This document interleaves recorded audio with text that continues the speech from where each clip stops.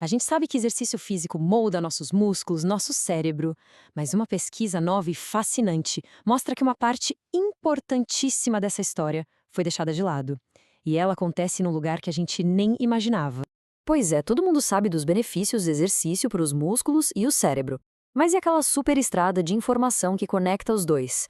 A medula espinhal. O que será que acontece com ela quando a gente se mexe? Ok, vamos fundo nisso. A medula espinhal é tipo essa supervia de informações, né? Mas olha que curioso.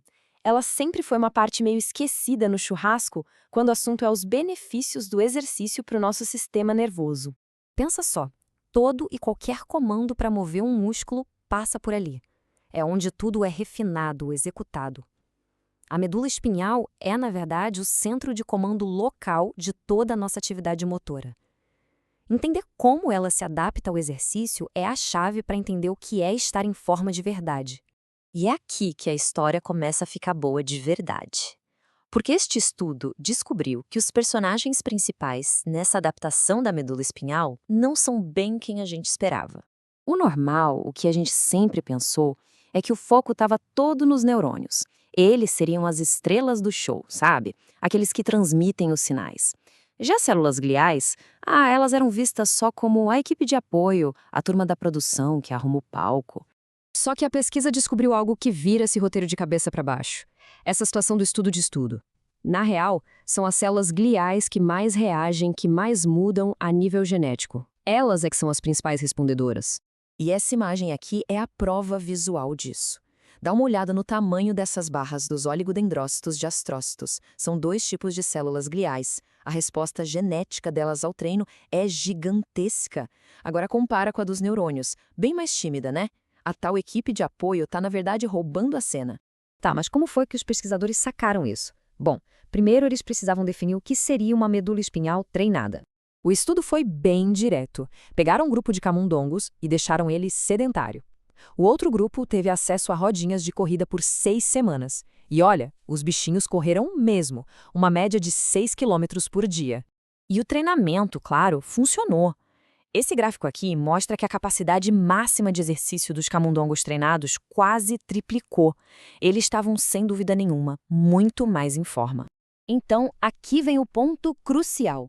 Mesmo antes de uma única sessão de exercício, em repouso, a medula de um animal treinado já é completamente diferente. As células gliais dele já estão preparadas para ação, com genes de suporte e eficiência ligados no máximo.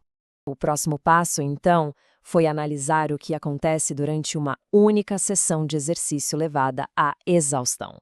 E o que eles descobriram foi uma resposta super organizada, em 2 fases. 6 horas depois do exercício, tem um pico de atividade genética para lidar com todo aquele esforço.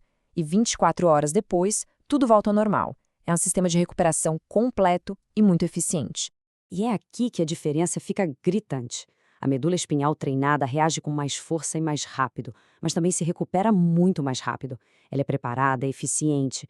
Já a medula sedentária, bom, a resposta dela é mais lenta, se arrasta por mais tempo e tem um quê quase inflamatório. Isso tudo nos leva à pergunta de $1 milhão. Se as células gliais estão fazendo todo esse trabalho pesado, quem é que está no comando? Quem está dando as ordens? Ou, para usar uma outra imagem, se a glia é a orquestra tocando a música da adaptação, quem é que está regendo tudo isso? Quem é o maestro? E a resposta, mais uma vez, foi totalmente inesperada. Não eram os neurônios motores que mudavam mais, mas sim um grupo específico, os chamados neurônios colinérgicos, que estavam agindo como os verdadeiros centros de sinalização.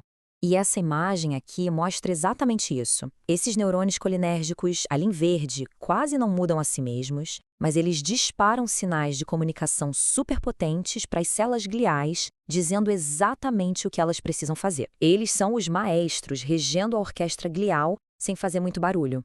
Certo, então, o que tudo isso significa no fim das contas? Significa que o exercício constrói um tipo muito específico de resiliência e constrói isso diretamente na nossa medula espinhal. E estes diagramas do estudo fecham a história toda com chave de ouro. O da esquerda é um mapa da comunicação, como os neurônios e as células gliais trabalham juntos. Já o da direita mostra o resultado do treino. A resposta ao exercício fica mais forte e rápida. E, ao mesmo tempo, a resposta inflamatória diminui. Então, resumindo o processo, fica assim.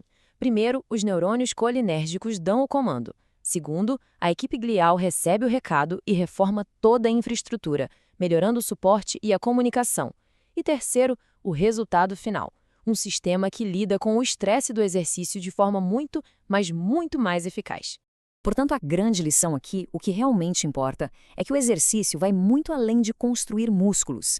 Ele está ativamente treinando, otimizando a rede de comunicação que controla esses músculos, o que torna o sistema motor inteiro mais forte e mais resiliente. E isso deixa a gente com uma pulga atrás da orelha, né? Descobrir que o exercício treina a nossa equipe de apoio neural num nível tão profundo abre uma porta completamente nova. Que outras adaptações incríveis e benéficas será que estão acontecendo por baixo dos panos toda vez que a gente resolve se movimentar?